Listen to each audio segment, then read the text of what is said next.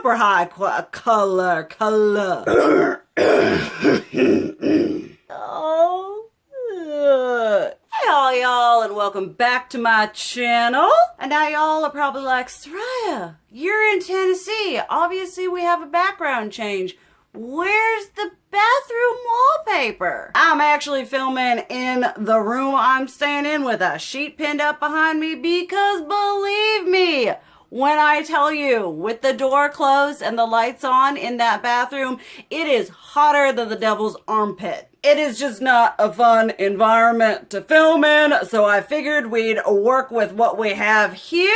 And even though the lighting is wonky as all get out, we are gonna just push on through. Obviously today, a girl is gonna be doing a review of the Jeffree Star Magic Star concealers and the setting powder. I got my setting powder in translucent. They did have colored ones, but I don't like my setting powder to like add color to the concealer I've got underneath it, which is why I picked up the translucent. And the shades I got here is C1, which is probably way too blinking light for me, but will be good, you know, if I want to do something really dramatic or like in the dead of winter. I am starting to get just a teensy bit of color, and then C4. Now, before we go into anything else, I feel like it is very obvious where we're going to discuss the price point and the componentry, which is, I feel like, one of the major selling points of this product. I mean, you have got this big old gigantic Sailor Moon rod going on right here. And believe me when I tell you that this thing is hefty as all get out. It could double as like a weapon. So you've got full coverage and self-defense. It is bougie as all get out. We all know Jeffree Star is the king/queen of extra and bouginess, so we kind of expected nothing else. I will say though, because you got this like real funky whatever top, this is not gonna be fun to store because all of my other concealers have basically the same packaging, so they all fit together. Then we have the setting powder. Now, I will admit, this, I mean, it's just plastic, acrylic, whatever it is you want to call it. Absolutely love the hot pink, and then you've got just the embossed star going on there. I feel like if he could have like maybe made this metal, kind of like how the Fenty Beauty powder is, I think that would have just zhuzhed it up a little bit more and made it feel a bit more luxurious, as I feel we're kind of used to from him. He usually goes the extra mile when it comes to packaging, presentation, and construction. But all in all, it's nice, and this setting powder as well as the concealer are kind of on the lower mid-range price point when compared to other high-end comparisons. You are getting 10 grams of product in here for said $22. And I know that doesn't seem like a lot, and then like in comparison you have like the Laura Mercier, the Too Faced Ethereal Setting Powder, the Milk Makeup Blurring Powder, and those are all kind of in the 25 gram department, but those ones are also higher on the price point. Those are more, you know, $34, $38, or even $42 whenever. So yes, you are getting less product in here than say a more conventional setting powder, whereas you're also paying less money. Then in the concealer, you are getting 0.115 fluid ounces, whereas in the Kat Von D, you are getting 0.17, I think. 0.22 ounces in here, and in the ColourPop No Filter Concealer, you are getting 0.176. So it is much closer to, say, the ColourPop one going on here. I know the Kat Von D one actually just has a really big tube. And honestly, when it comes to concealer, that's something I don't mind having a big, giant, like, container of, because when I was using up my Urban Decay Naked Skin Concealer, which I had had forever, I felt like it never emptied. It was the gift that kept on giving every time I used it. And in all honesty, you're not necessarily paying for the amount of product as you are the fancy bougie Sailor Moon cap thing going on on here. I mean, nice packaging does cost more to make. We all know that. But let me swatch them both for you, and I will also swatch the setting powder, and then we can talk about how I feel about the formulas. I'm going to start off with the lighter one, C1. I will leave down below what undertones and everything these are. I can't come up with them off the top of my head. I did buy two because picking your concealer shade online, I feel like, is one of the biggest gambles you can ever do. Well, that and foundation. And I also got two colors because I wanted to really, because sometimes there can be inconsistency in a formula between colors, but this one here is C1. That is what it looks like right there. It really does blend out beautifully on the skin. Now, it is a fairly thick and intense formula. If you are someone who likes a little subtle bit of concealer here and there, this is not for you. This is like drag queen approved, super high, just super high color, super high coverage. I cannot do the word today. I mean, this like carving down your nose and carving under here. If you are someone who needs a concealer that is truly going to define your selected features, this is gonna do it.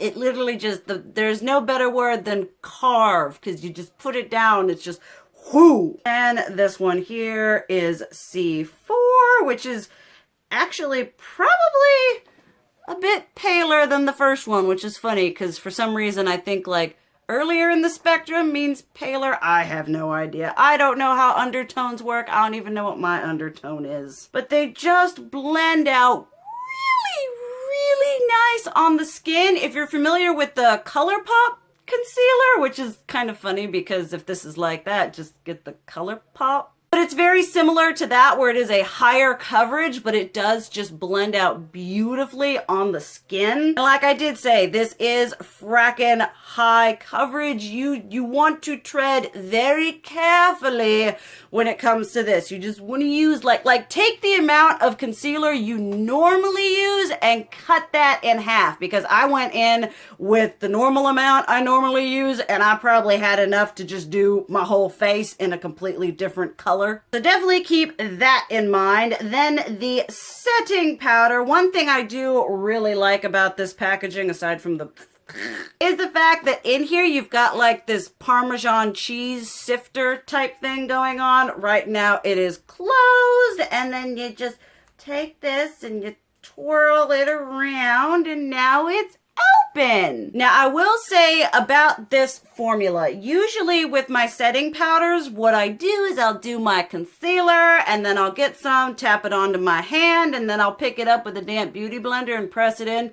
Don't do that with this one. Don't do that. This one definitely applies best with a brush. And the one that I used is the Wet n Wild P72. I know this was a limited edition one. If there is one similar on the Wet n Wild site, I will leave it linked down below.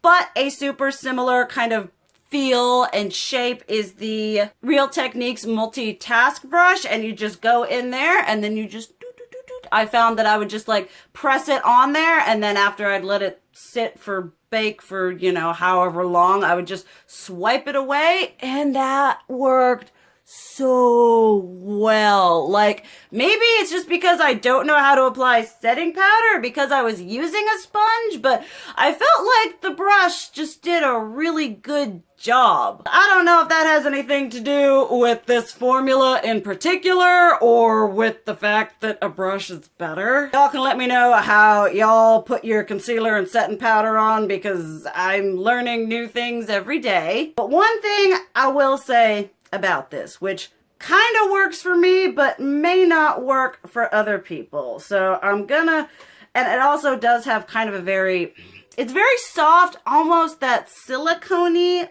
feel. But I'm gonna swatch this for you all, and I'm gonna put it down like right here. Let me get some more up on there. Now, I don't know if y'all can tell, but that is not so much translucent and more white. And now the concealer I used was not white, and when I went to apply it with this, it was less noticeable with the brush, but when I went to do my normal technique, it was like I was literally taking white powder and pressing it into my face, where it would sometimes show up here, sometimes show up here, but you could see that it was white rather than translucent veiling over my skin. It was more just coloring my under eyes white. Which for a super pale person, that's fantastic. Dead of winter, it's great. With the brush, it's not as noticeable.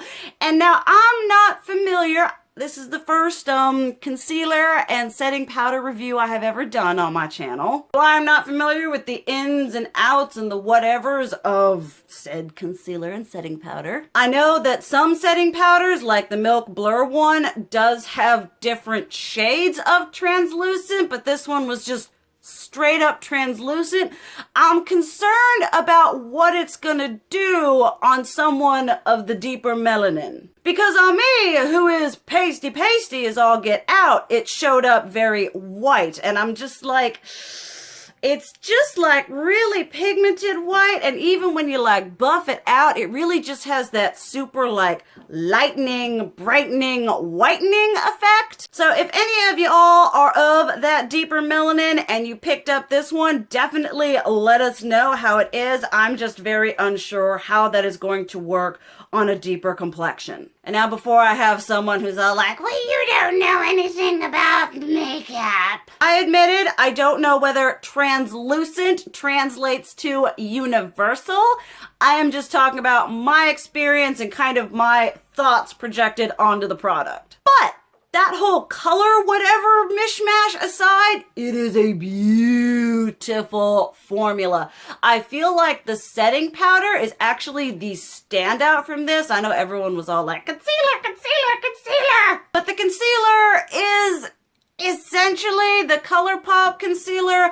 I don't find that it's any better or any worse than other things that I've already used and tried. Like, it's a good formula. It's beautiful. It blends out very nice. You only need the tiniest little bit. It's great for doing the cut crease up in there and applying whatever. It is fantastic. But so's the ColourPop. So's the Tarte Shape Tape. So's the Kat Von D. So's the you know, there are other options out there. This isn't, I feel, the next end-all be-all concealer. Setting powder, on the other hand, is absolutely beautiful. I would actually love to try the one in Fair to see how it compares to the translucent one, because it really does give this like beautiful, soft, diffused, airbrushed look to like my under eyes that is honestly not even comparable to some of the other ones that I know and love, like Milk Makeup, Laura Mercier, Too Faced. It definitely is something that's more unique and different than to what I've already owned or tried. So there we have my review on that. I know obviously this is a different kind of review than I normally do, but y'all really wanted it and I wanted to do it because this is a hot commodity, even though everything he releases is a hot commodity. But if you did get your hands on this, I know the whatever was all kinds of crazy when it went down. I mean, oh my goodness. It was like some kind of Game of Thrones Hunger Games going on. But if you did manage to snag it, let us know your opinions down below. I'd love to hear opinions on a whole like color shade spectrum, because things do change over like colors and whatever. Thank you guys so much for watching. I love you, and as always, keep it real. Mwah!